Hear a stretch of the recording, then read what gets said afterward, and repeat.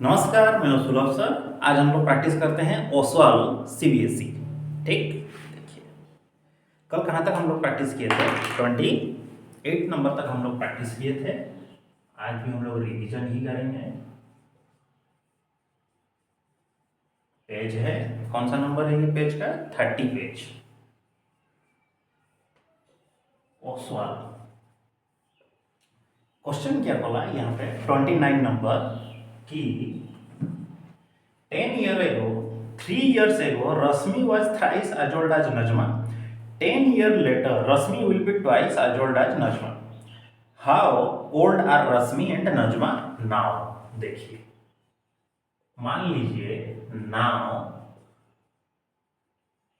रश्मि का एज है x और नजमा जेड में जेड है, जेड का एज है y। तो पहला कंडीशन ये बोला गया था 3 years एगो, 3 years एगो रश्मि का एज हो जाएगा कितना? x माइनस 3 years एगो नजमा का एज हो जाएगा y माइनस 3। तो बोला ये कि Rashmi was thrice as old as Najma, मतलब रश्मि जो है वो नजमा से 3 गुना ज्यादा है। तो 3y माइनस 9, तो x माइनस 3, देखिए थोड़ा इसको सॉल्व करिए। x minus 3y minus 9 plus 3, सो x minus 3y minus 6, equation 1 होगा।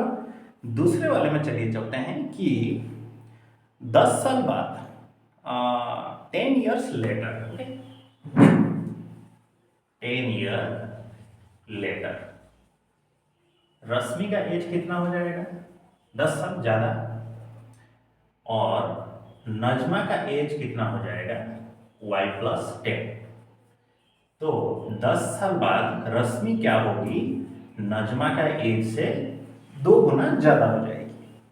रश्मि विल बी ट्वाइस, ट्वाइस बोल रहा है, तो x plus 10, this is 2y plus 20, तो x minus 2y equal to 20 minus 10। So x minus 2y हो गया कितना? 10, इक्वेशन नंबर 2। अब इन दोनों को सॉल्व करते हैं। तो x माइनस 3y माइनस 6 हो रहा है और x माइनस 2y हो रहा है 10। माइनस कर दीजिए दोनों को, तो ये माइनस प्लस माइनस, तो ये दोनों कटेगा, तो ये कितना होगा? माइनस वाई माइनस 16, तो y हो गया 16। तो y हम लोग किसका एज ले रहे थे? नजमा का अभी का एज जो है वो 16 साल है। अब रश्मि का फाइंड आउट करिए, इसी में ही प्रूफ कर दीजिए। माइनस 6, तो x minus 3 into 16 minus 6, 48 minus 6, तो x का वैल्यू हुआ प्लस 48, तो x equal to 42 years. Years तो रश्मि का एज कितना होगा? 42, नजमा का एज होगा 60। माँ बेटी होंगी शायद। चलिए 30 नंबर क्वेश्चन को देखिए। 30 का एक वही देखिए, ओके। देखिए इस टाइप का क्वेश्चन एग्जाम्स में आते हैं।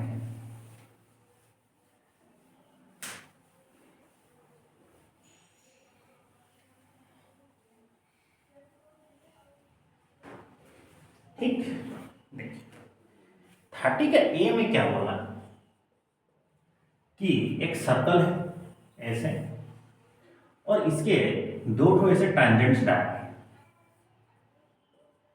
और एक डायमीटर है ऐसे जिसका नाम है कितना? A O B, A B, this is ओ।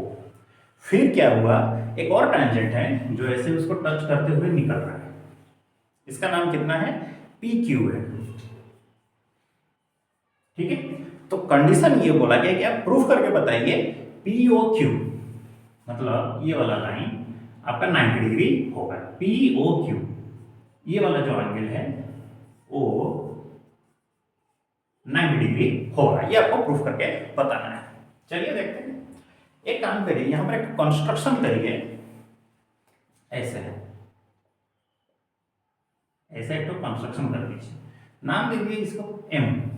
ठीक है, तो ये एक तो ट्राइंगल हो रहा है, ये एक तो ट्राइंगल, दिस एक तो ट्राइंगल, दिस एक तो ट्राइंगल। अब चलिए सॉल्व करते हैं।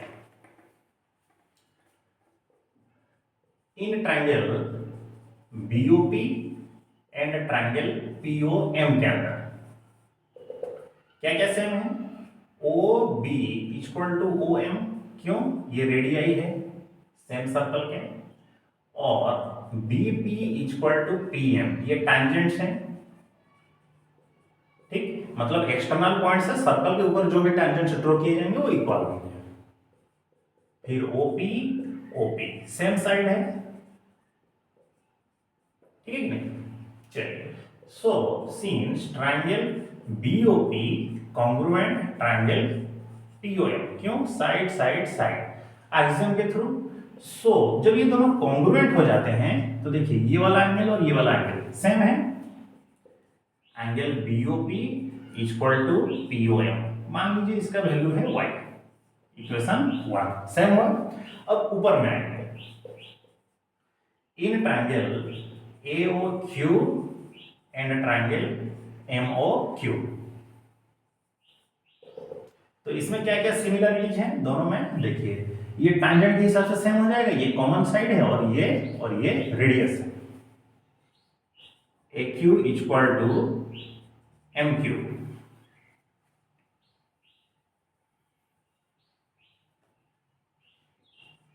MQ, ये टैंजेंट्स में चला गया। ठीक, उसके बाद OQ इक्वल टू OQ, ये कॉमन में चला गया,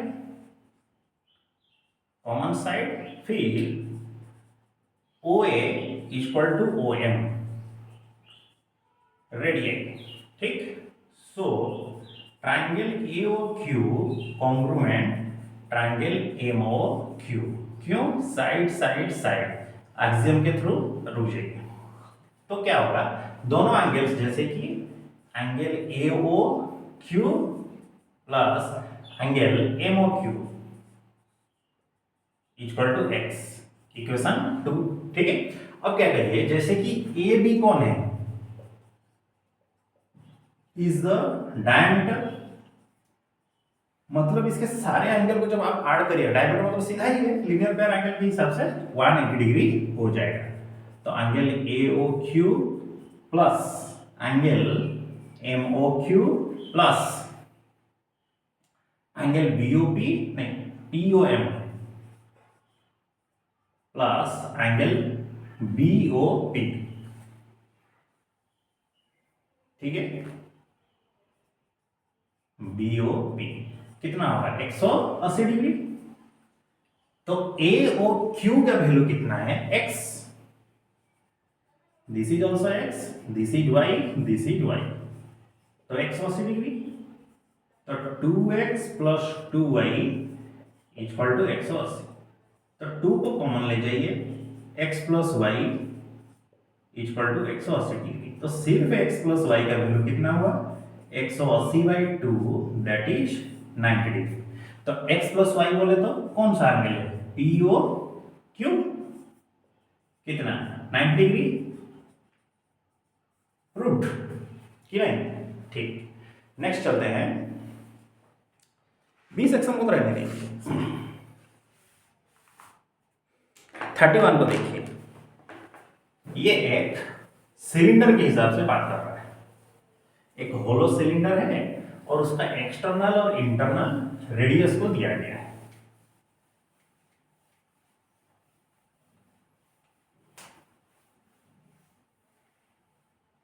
देखिए 31, ओके।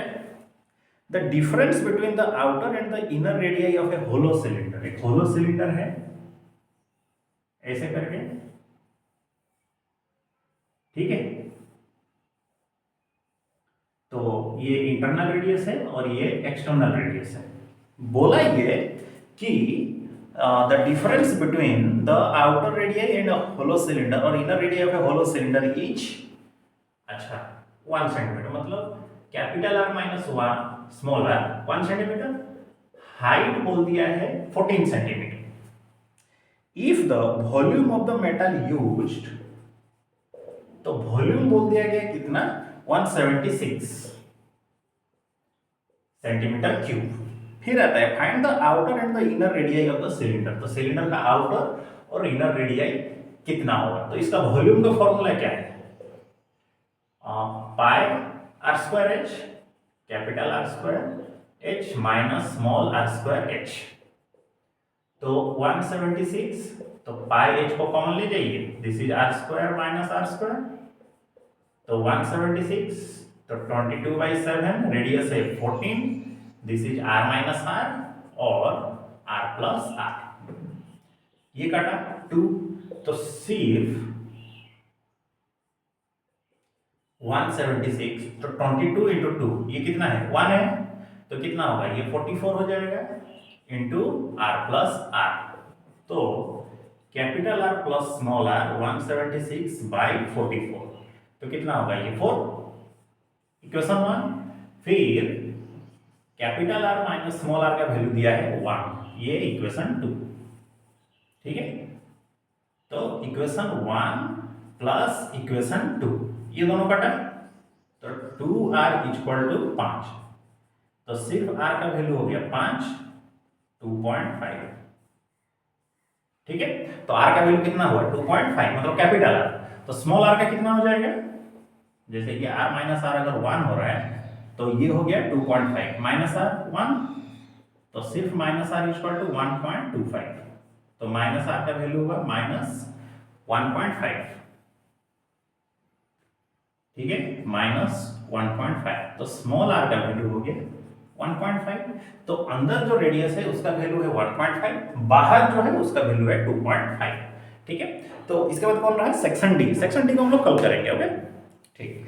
तो आज हम लोग यहीं तक रिवीजन करते हैं, सेक्शन डी को कल करेंगे। तो मिलते हैं अगले क्लास में, तब तक के लिए सी यू नेक्स्ट। जय हिंद, अपना ख्याल रखिए और रिवीजन अच्छे से करते रहिए। नमस्कार।